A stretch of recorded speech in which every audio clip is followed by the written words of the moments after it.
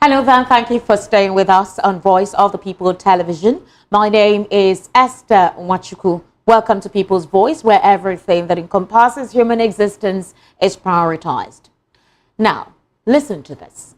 The Economic and Financial Crimes Commission has begun an investigation into alleged abuse of office and misappropriation of funds by the immediate past Group Chief Executive Officer of the Nigerian National Petroleum Corporation, Mele Kyari, and other top officials. Now, the EFCC disclosed in a letter that also being investigated are 13 other former senior executives of the national oil firm. The letter, dated 28 April, outlined the officials to include Abubakar Yaradua, Mele Kyari, Isiaka Abdurazak, Umar Aliya, Diko Ahmed, Ibrahim Onoja, Ademoye Jelili, and Mustafa Shegungu. Others are Kayode Adetokunbo, Efyok Akpan, Babatunde Bakari, Jimo Olasukomi, and featured sources within the EFCC revealed that the arrested officials, including former Port Harcourt Refining Company MD Ibrahim Onoja and Warri Refineries Efifia Chu, are being investigated for their roles in the alleged diversion and misappropriation of funds allocated for the turnaround maintenance of the moribund refineries. Now, you may recall that NNPC manages the 3 refineries for Nigerians. The plans had remained dormant for decades, but the Port Harcourt and Warri refineries resumed operations in November and December 2024, respectively. Supposedly resumed operations, bear that in mind. However, less than 1 month after the Warri refinery resumed operations, the plant was again shut down due to safety concerns. The Port Harcourt refinery, on the other hand, has been operating below 40% of its capacity since its widely celebrated revamp. An EFCC official, under condition of anonymity, disclosed to correspondents that some have been arrested already and they are still on the lookout for others. Nigerians are interested in seeing the refineries work. We are asking, where is the money and what has happened to the refineries? This EFCC official disclosed to correspondents. This source also added that the investigation was far-reaching, covering all key actors involved in the management of the refineries during the period in question. Now, the EFCC spokesman, Dele Oyewole, could not be reached as of the time this report was being filed. While earlier sources disclosed to correspondents that one of the sacked MDs had been with the EFCC for about a week.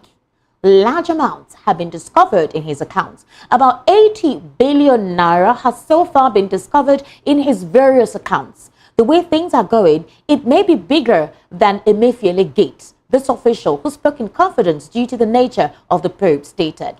The big question is, where all these monies are mentioned, where does the average Nigerian come into this? So let's take a listen to this. If you recall, the president, during a live broadcast in 2024, told us it was imperative for subsidy on premium motor spirit to be removed completely as the subsidy money was being diverted to personal accounts of some political bureaucrats. Let's listen to this broadcast by the president.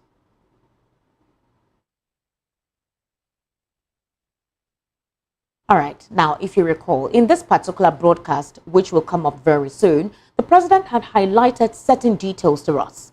There were some things the president pointed out. The president said that certain political oligarchs or bureaucrats were taking advantage of the subsidy funds. In other words, the subsidy payment on premium motor spirit that was meant to be to the benefit of Nigerians, the Nigerian persons were not getting it at all. Certain persons were eating fat from the NNPCL, eating fat from the contract of the subsidy, and the president said it had to go. Other measures that he introduced in that broadcast was that due to the fact that these monies were diverted, other important sectors that create a wealthy economy remained dormant and moribund. He mentioned transportation, infrastructure, investments, and entrepreneurship. He said the subsidy funds will be rediverted to the sectors to re-enable them work so that the Nigerian people can work well and feed well. 2 years down the line, what happened? Okay, interesting, right? These are the issues we'll be looking into. However, there is no accountability for all of these monies. The subsidy fund saved 5.7 trillion naira. We don't know where these monies have been divested to. And on May 29, officially, President Bola Ahmed Tinubu will be marking 2 years, the first half of his first term as the President of the Federal Republic of Nigeria. We'll be looking into this and how this affects Nigerians, specifically the corruption taking place within the NNPCL, the cesspool actually of corruption, and where Nigerians fit into this. My guest analyst in the studio today is Mr. Dele Fanimo. He is a political and social affairs commentator. Mr. Dele Fanimo, good afternoon. Thank you for joining us on The People's Voice. Afternoon, but not good. Well, we need to actually have that enlightenment of positivity. Maybe for political correctness. Mr. Dele Fanimo. So, there's been a sweeping act of, would I say, accountability and investigation being taken out by the EFCC on the NNPCL. It's not the first time we've heard about investigations going on in this sector. It almost seems like it's a court of certain persons benefiting from the general wealth of the Nigerian populace. They had told us in 2024 that the Port Harcourt refinery had begun operations. They sent some journalists to go there and cover the operation. I recall some very prominent journalists went there to cover and came up to give us a report that indeed the refinery were working. Is this particular investigation an excuse to tell us the reason why that refinery has been shut down and operations are no longer continuing? Is this also an excuse for this administration to tell us that certain persons mutilated the effort of the administration to revitalize the moribund refineries? Like it was clearly described, NNPC in the last 4 decades had been largely a cesspool of corruption. And I was expecting that any probe of NNPC should have been taken back in time to about 30, 40 years ago. And then you now see there are 2 critical areas in this country that if we must move from what we are, where we are now, we must go into the details of these 2 particular sectors, the power sector and the energy sector. Now, energy represents NNPC, downstream, midstream, upstream, and all that. And then power sector. If you know, Mambila plant has been there since Obasanjo laid the foundation. And that Mambila is supposed to give us 3,253 megawatts of electricity. Nothing has been done. Obasanjo left about 18 years ago. Yes. And himself and Atiku, that is now pontificating all about, they spent $16 billion on the power sector. Nothing has been done, and no probe yet. We knew when Obasanjo wanted to contest the election in 1999.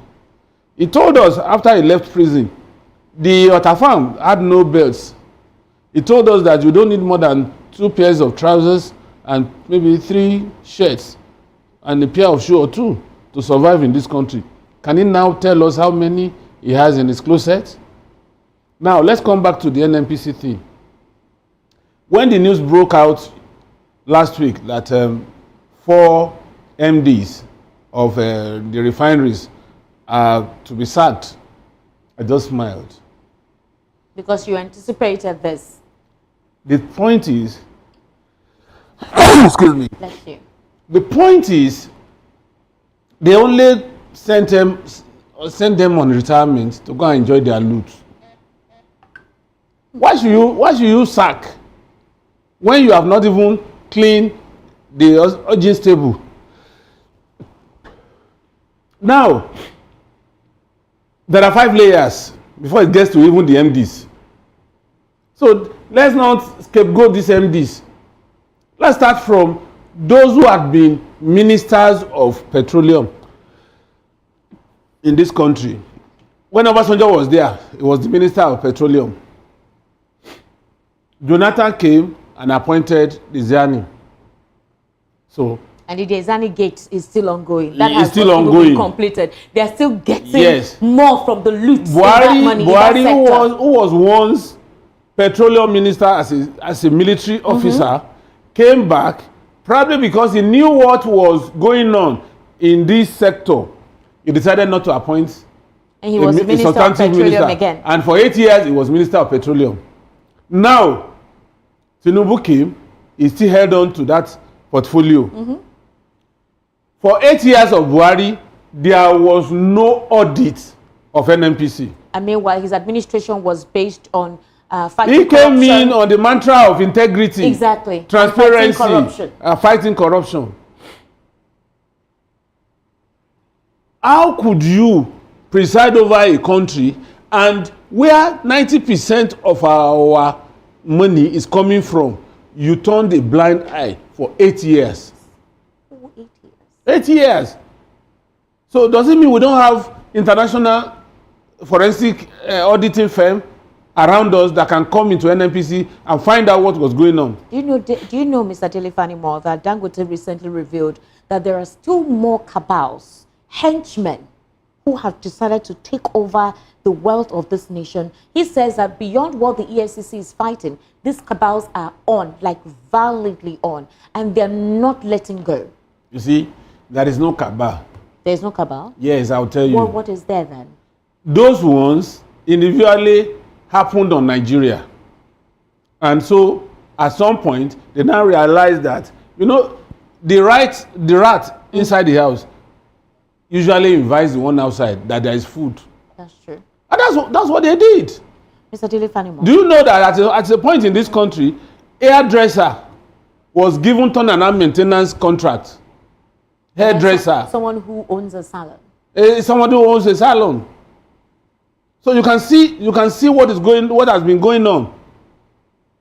All right, Mr. Dele-Fanimo, I want us to take, the reason why I'm discussing this is not the first time, right? We've been hearing about all the anomalies in this sector. It is a Nigerian National Petroleum Company. That's what the acronym stipulates, but it is not encompassing Nigerians. So maybe the name should be possibly re-acronymed to say that certain Nigerians National Petroleum Company. Maybe that's how it should be renamed. I want us to take a listen to President Bola Ahmed Tinubu last year, giving us details precisely why it was imperative for subsidy removal to actually take place and how that money was going to be repositioned or rechanneled. Let's take a listen to the president. To combat the serious economic challenges this nation had long faced. I'm not going to talk in difficult terms by dwelling on economic jargon and concepts. I will speak in plain, clear language so that you know where I stand. More importantly, so that you see and hopefully will share my vision regarding the journey to a better, more productive economy for our beloved country. For several years, I have consistently maintained the position that the fuel subsidy had to go. This once beneficial measure had outlived its usefulness. The subsidy cost us trillions of naira yearly, such as a vast sum of money would have been better spent on public transportation, health care, school, housing, and even national security. Instead, it was being funneled into the deep pocket and lavish bank account of a selected group of individuals. This group had amassed so much wealth and power that they became a serious threat to the fairness of our economy and the integrity of our democratic governance. To be blunt, Nigeria could never become the society it was intended to be as long as such small, powerful, yet unelected groups hold enormous influence over our political economy and the institutions that govern it. The whims of the few should never hold dominant sway over the hopes and aspirations of the many. If we are to be a democracy, the people and not the power of money must be sovereign. The preceding administration saw this looming danger as well. Indeed, it made no provision in the 2023 appropriation for subsidy after June this year. Removal of this once helpful device that had transformed into a millstone around the country's neck had become inevitable. also the multiple exchange rate, the system that had been established became nothing but a highway of currency speculation. It diverted money. All right, Mr. Denny Fanimo, I wanted you to take a listen to what the president said. He said that the diverted monies that should have been used to create jobs, provide employment opportunities, revitalize other sectors, this person's diverted it to themselves. Mr. Denny Fanimo, in a few days, on May 29th, towards the ending of this month, President Bola Ahmed Tinubu marking 2 years in the first half of his first term. Right now, all these monies that he said they were trying to ensure that there will now be transparency and accountability, stopping these oligarchs from eating fat from this money. What is going on with it? 1. 2, Mr. Dele Fanimo, if you look at the grand scheme of things, when the subsidy was on, it was just a dot, a trickle that the average Nigerian was receiving. Even at then, we embraced it because it made transportation quite easier. We could purchase food items with the little that we were earning in the different companies or workplaces or kind of businesses we were running. Now that trickle is off. Why should Nigerians, the average Nigerian, suffer the consequences of the whims and caprices of these political oligarchs when it has to do with our national wealth? Why would the president tell us to be patient? Because he thinks that if he cuts off or severs the connection whatsoever, that these certain oligarchs will not continue to enjoy it. Are they not the ones currently feeding fat from this administration? Ever since the subsidy removal happened, where is the money? Where was it diverted to? What are we benefiting? The ease of doing business, has it become better? Has transportation become way accessible? Has food become accessible to the average Nigerian? Entrepreneurship and businesses, have we not had 7.2 million of them closed down? What was now the benefit of actually removing subsidy from premium motor spirit? You see, Nigeria is a peculiar country. Peculiar in the sense that if a law is made this evening, before nightfall, people will walk around that law on ways and means of circumventing that law for their own personal interest. Why is it so? There is no punishment or consequence for any infraction. And it's a recipe for other people to join the fray. Now, you see, what they were doing during subsidy was like round tripping in the banking sector before Soludo came to put a halt to it in 2005. People were getting money, they were getting funds from abroad, bankers, at 3%. They warehouse these dollars and they talk to these bank MDs and say, look, I have $500 million and I'm going to send it. Meanwhile, from Neximbank, from China, everywhere, they were getting this money for 3% over a period of like 10, 15, 20 years with a moratorium of about 1 year or 2. So they will come and trade this money. Banks will collect their own commission and the Bureau de Change Malam will collect their own, and banks were not doing anything. That was when there was so much rush for depositors' accounts. It's the same thing. When this subsidy was around, I know about 2 or 3 people that they go offshore, get a badge, pretend to be importing fuel with nothing, they process papers, and then get money for something that has not come to Nigeria. So, and of course, at the level of a Tinubu, he will have access to some of this information. That's why he said subsidy has to go. Now, as soon as subsidy went away, these people regrouped again and said, okay, which area are we going to go into now to survive? You know that the IOCs, international oil companies, are neck deep in all these shenanigans. Up till today, as we speak, Esther, we don't know the liter of crude that is extracted on the soil of Nigeria. So whatever they tell you it's what is convenient for these IOCs.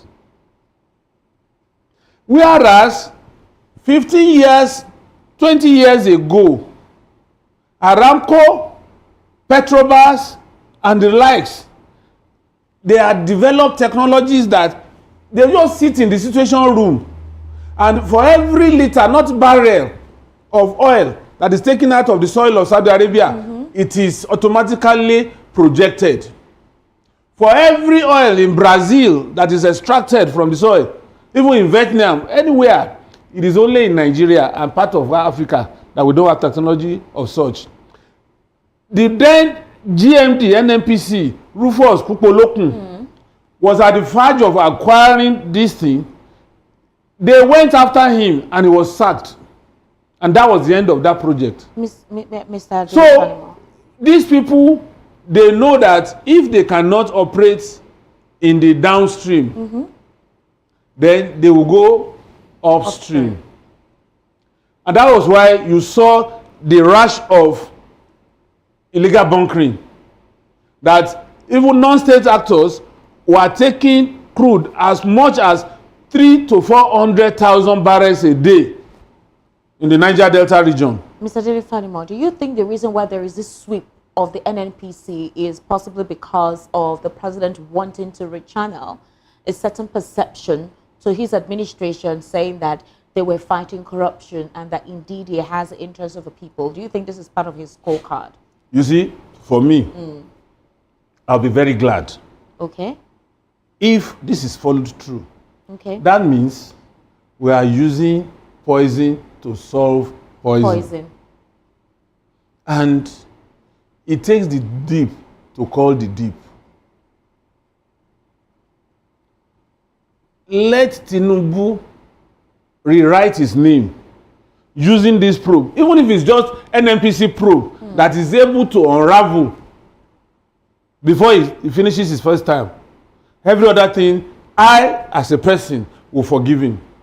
Okay. Because at the heart of the bleeding, the hemorrhage, is NNPC. Secondly, where does the common Nigerian fall in? Even after all this probe, will this reduce the cost of buying petrol? Will this encourage local entrepreneurs to come on board?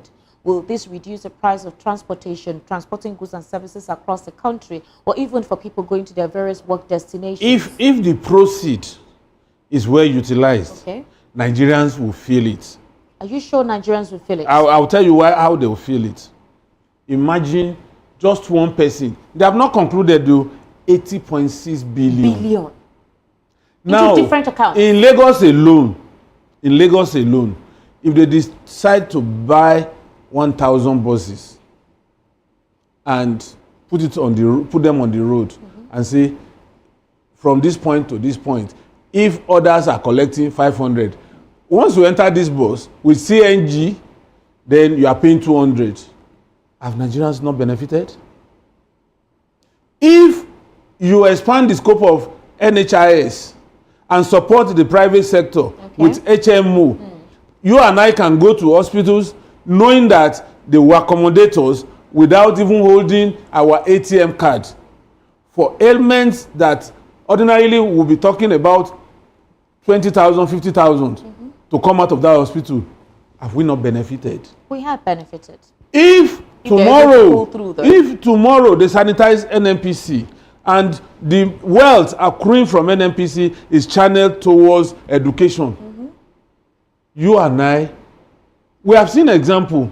When Amici was governor of Rivers State, he made schools so conducive, private public schools, that only those who feel they will need to massage their own ego took their children to private schools.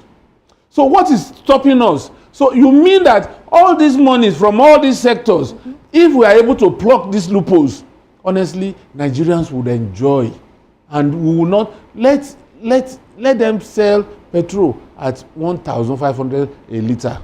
Only the Novo Richie would buy. If I know that there is a train that takes me at 7 a.m. and will land in Lagos at 8 a.m., speed train, why should I sleep in Lagos? Every day I'll go back home and then come back here. at reduced cost. So why should I remain in Lagos and be paying 3 million naira for a flat? For a flat. That's another thing. Very soon we need to discuss accommodation and welfare. All right. Now, the Senate President, Akpabio, has reportedly withdrawn from the presidential panel investigating sexual harassment allegations made against him by the lawmaker representing Kogi Central Senatorial District, Natasha Akpoti-Uduaghan. The withdrawal, which occurred without any official explanation, has raised questions and sparked widespread speculation. Vice President Kashim Shettima was appointed to chair the panel, with additional members including National Security Advisor Nuhu Ribadu, the Attorney General of the Federation, and representatives from the Akpabio and Akpoti-Uduaghan. The panel was tasked with investigating the sexual harassment allegations, which had become a source of national controversy and national embarrassment.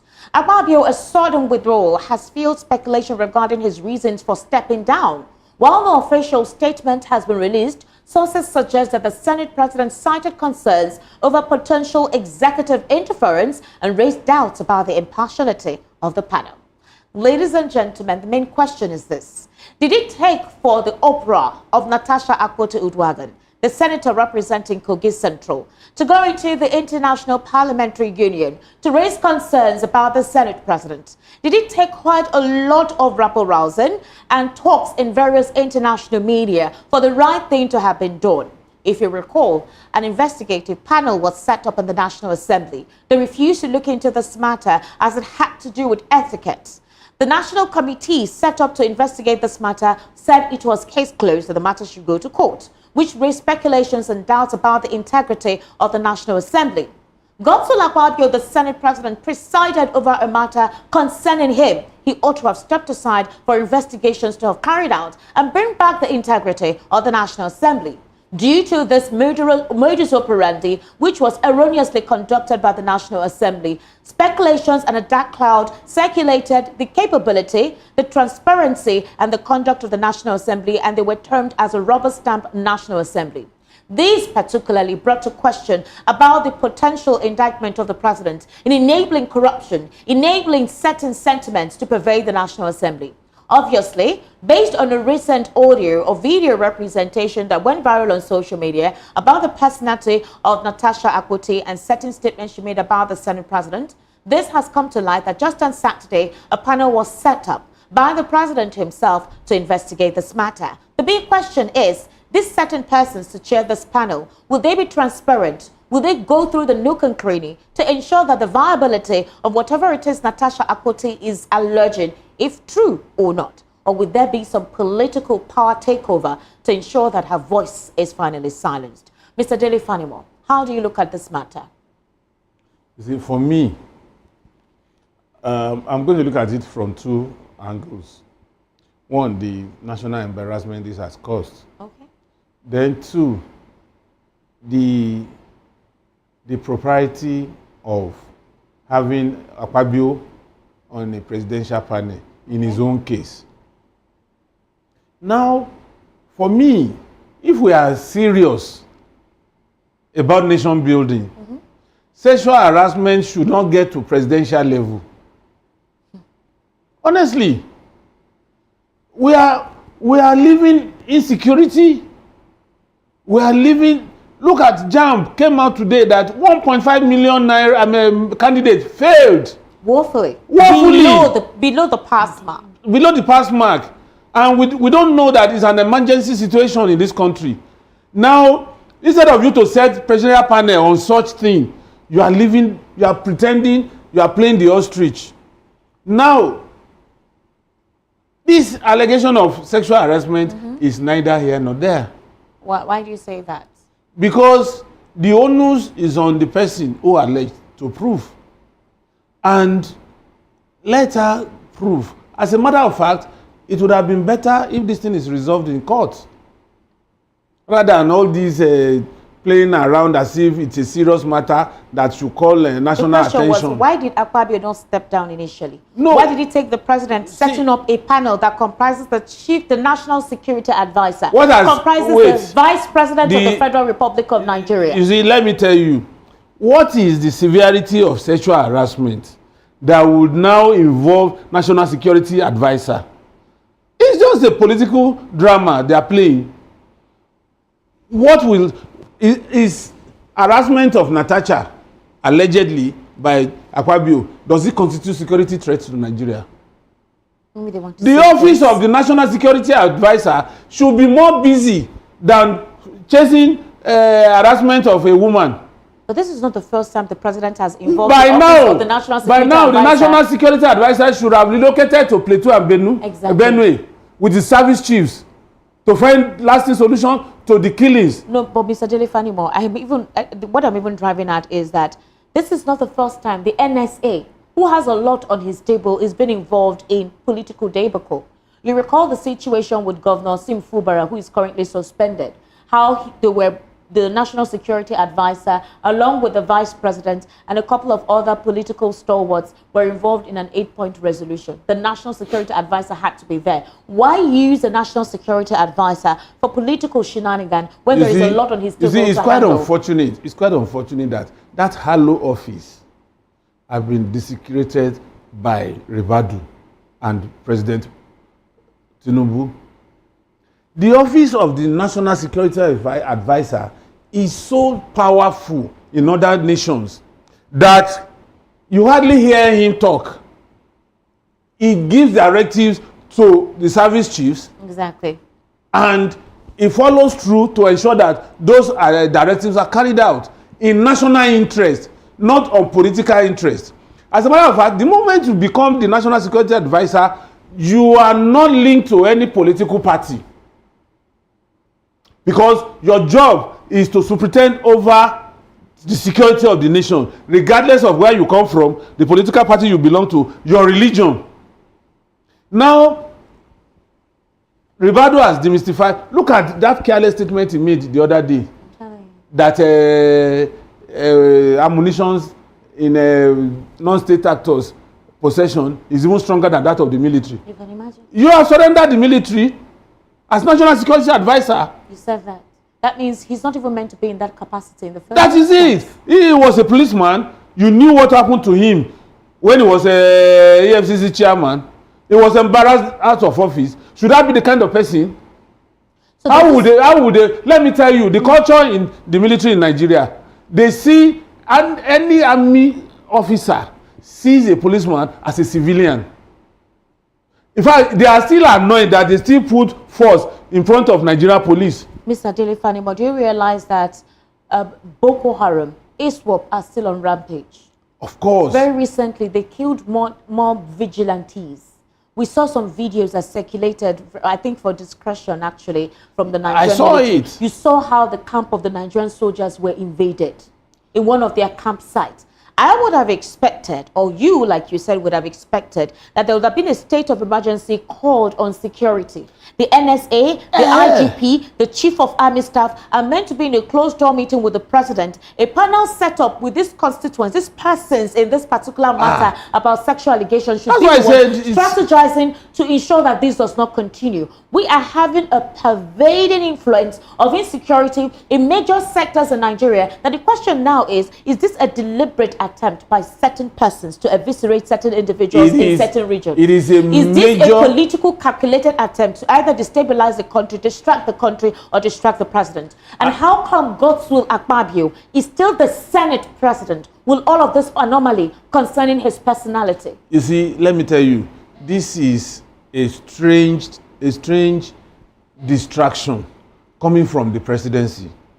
And Nigerians should condemn it in totality. How could you leave more pressing issues? Now, as a result of insecurity in this country today, we didn't have drought in Nigeria. We have not experienced drought. We are going to experience famine in the next crop season because farmers are out of their farms. Exactly. They can't go to farm. They're meant to be farming now. You understand? Now, you are not mitigating that factor and ensuring that all these invaders, all these marauders are put to check so that people can go to farm and produce what Nigerians can eat and even export the leftover. India increased with over 1 billion population. India increased their grain output from 1.2 million to 3.2 this year. That's why the marginal reduction of price of a bag of 50 kg bag of rice is happening, because almost about 1 million metric tons of rice is in Cotonou now. And so the smugglers are now back to business. So very soon you will now begin to see rice coming in at 50, 60,000 naira a bag. Now, is that not a palliative? When we can produce rice and even ship abroad from here, yet we can't go to farm, then we have to import, and then somebody is talking about sexual harassment, and you now have all the president's men coming together. So to sit down and begin to ask Natasha, okay, how did he abuse you? Akpabio, did you do this? And then you come out. Those ones, they will still collect allowance for sitting over rubbish. Mr. Dele Fanimo, the tension between Akpabio and Akpoti Uduaghan reached a boiling point following the accusations of sexual harassment made by Akpoti Uduaghan in February 2025. Now, in response to these allegations, the Senate suspended Akpoti Uduaghan on Thursday, March 6, 2025, pending the outcome of investigation. And critics have described the suspension as a silencing tactic intended to suppress Akpoti Uduaghan's voice. Do you think, Mr. Dele Fanimo, before we wrap up, that this panel, these highly placed individuals to investigate this matter about the Senate President and Akpoti Uduaghan is a means through which she may completely not even be any political candidate in any office? Because these persons are highly placed. If they need to go about their investigation, if they will do this without bias. But if they include bias, and the fact that Godswill Akpabio is their person, is this possible to see this as a strategy to completely eviscerate this woman's political career? That's one. Two, why is Akpabio not suspended? Likewise, Senator Natasha Akpoti. You see, I will be scandalized. Emphasis, scandalized. If at the end of all these shenanigans, Uduaghan is not able to prove her case beyond reasonable doubt. Okay. And if she fails to prove her case beyond reasonable doubt, she may go down and may never rise politically in Nigeria. So she has, between now and either she's going to court or she's facing panel, to make sure that she has raised a lot of evidence against Akpabio, that those evidence will not be assailable. Then Akpabio will also go down. Because Nigerians will help in pulling down Akpabio. And there is a point you get that the president may not be able to save him. That's true. So this probe is neither here nor there until that woman comes with damning evidence.